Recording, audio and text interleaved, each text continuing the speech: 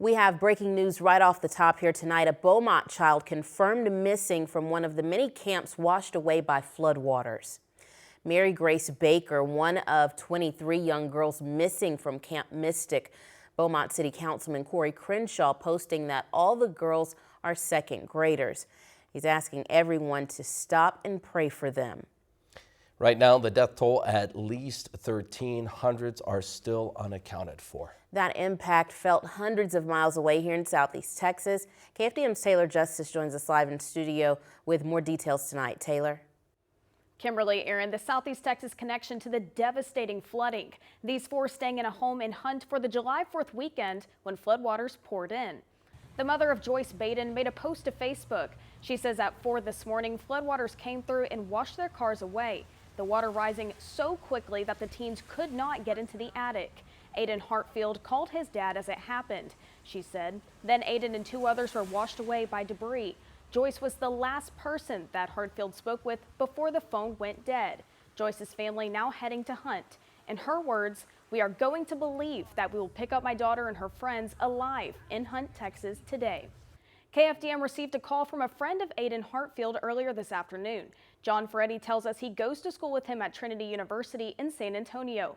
He describes Aidan as a super level-headed, courageous, adventurous guy that always brings the mood up whenever anyone is around him. The Diocese of Beaumont and the Kelly High School community releasing a statement late this afternoon saying it is deeply saddened by the devastating flooding, concerned about the safety and well-being of everyone, especially alumni, students, and their families, asking the Kelly community to lift them up in prayer. District Chief Scott Wheat with Beaumont Fire and Rescue tells KFDM one first responder from the fire department is deployed with Texas Task Force 1 in the flood zone. Reporting live in studio, I'm Taylor Justice. Aaron, Kimberly, back to you. Thank you very much, Taylor. Our team coverage continues now. Our Sinclair station, CBS Austin, on the ground right now in Kerrville. This report coming in just a short time ago on the search for victims, including young campers from Beaumont still missing. I'm at the command center in Kerrville, where first responders from around the state of Texas have converged to help with the local rescue and recovery efforts. Law enforcement closed State Highway 39 leading to Hunt down, not even allowing people who live on the other side of the closure through, while military helicopters assisted in finding people. Lieutenant Governor Dan Patrick. The area is home to multiple summer camps for kids, and we talked to one Kerrville man who was waiting to get food to the kids who were safe, but whose food had washed away in the floodwaters early this morning. The dining hall's gone, the kitchen's gone, there's no food, all the food got washed away, and there's no water, and there's no electricity. And the kids are still there. And the kids are still there. There's 400 of them out there.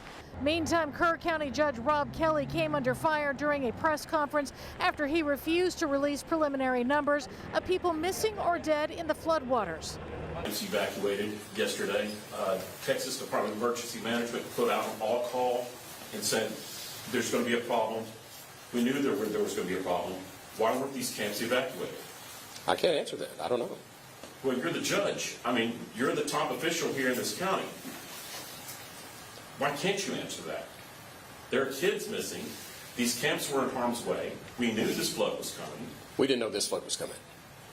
Rest assured, no one knew this kind of flood was coming. Camp Mystic, an all-girls Christian camp, said they had reached out directly to all parents of kids who were unaccounted for, but there was no confirmed number as of deadline. The Guadalupe River is still dangerously high. The National Weather Service sending out a flash flood emergency, warning people in the area not to travel while the danger remains. However, the area remains very busy. Reporting in Kerr County, I'm Adele Uchida. And of course, KFDM will continue to follow the tragic flooding in the Hill Country, including developments on the missing young people from Southeast Texas. We'll have the latest on air and online at KFDM.com and on our social media channels.